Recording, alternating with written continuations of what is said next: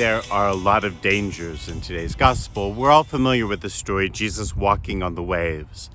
But the first and most dangerous waves were those of the people that had gathered around Jesus after he multiplied the loaves and fishes, as they wanted to carry him off and make him king. And those waves, crashing over the heads of the 12, were much more dangerous than any storm in the Sea of Galilee. And Jesus sends them off as he dismisses the crowd, because that storm was too much for them. And for us also, just to recognize the ways that intrigue and power and influence, those waves, can be so very corrosive and dangerous in our lives. But then the apostles find themselves in the storm, which is also dangerous because their boat could easily capsize. And I am sure they're all wondering why Jesus sent them off without help and what he's up to and what they're supposed to do next, right? And as they're holding on for dear life, this new danger comes, and that's the answer to their prayers, but not in a way that they were ready for or understood. And so they all cry out in fear as Jesus approaches, thinking that it must be something else, not trusting that God had answered their prayers. And the struggle back and forth between trust, faith, and danger, fear, continues to tell the story. And Peter, of course, in great faith, says, "Lord, just call out to me and I'll come to you on the water. That way I'll settle these other guys down by helping you out," which is an interesting response and one of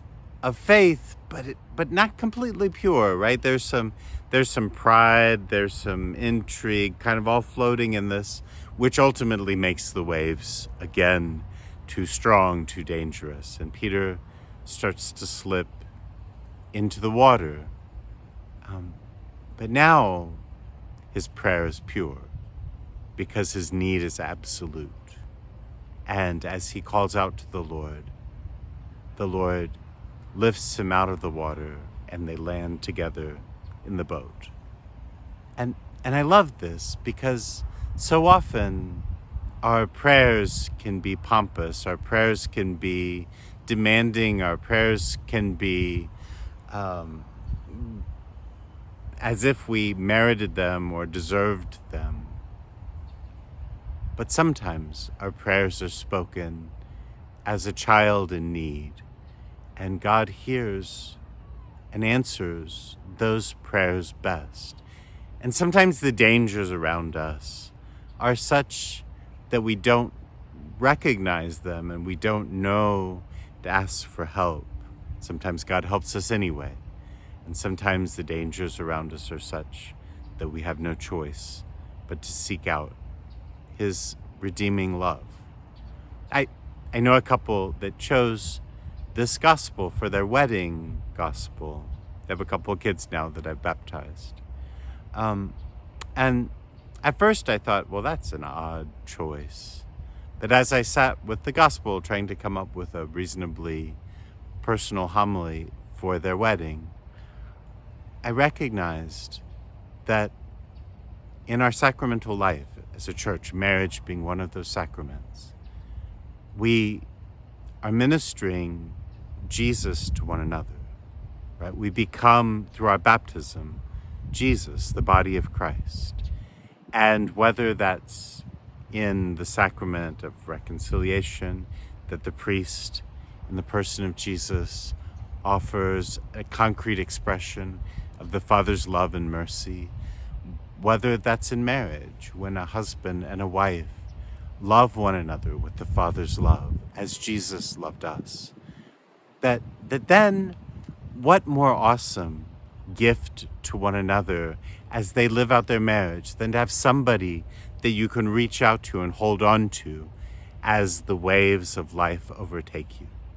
What more fitting example of the sacrament than to be Jesus for one another in the waves, in the struggles of life, and to recognize in all of those various dangers and all of those various fears, and the trust that comes from being the number one apostle, and the trust that comes from almost dying. Like all of that playing into our shared sacramental life together. And whether that's your life as husbands and wives, your life among your friends, your wife with parents or children, whether that's your life in the sacraments of the church and Eucharist and reconciliation, like to allow God to work in all of that, to work when we don't recognize the danger and he has to send us off, and when we're so very aware of our imminent demise in the waters, and call out to him with enough sincerity that he comes to help. Like, there our trust be what it is, sometimes imperfect and sometimes so necessary it becomes perfect. And that the Father's love be ministered to us through Jesus, present in so many ways in our life.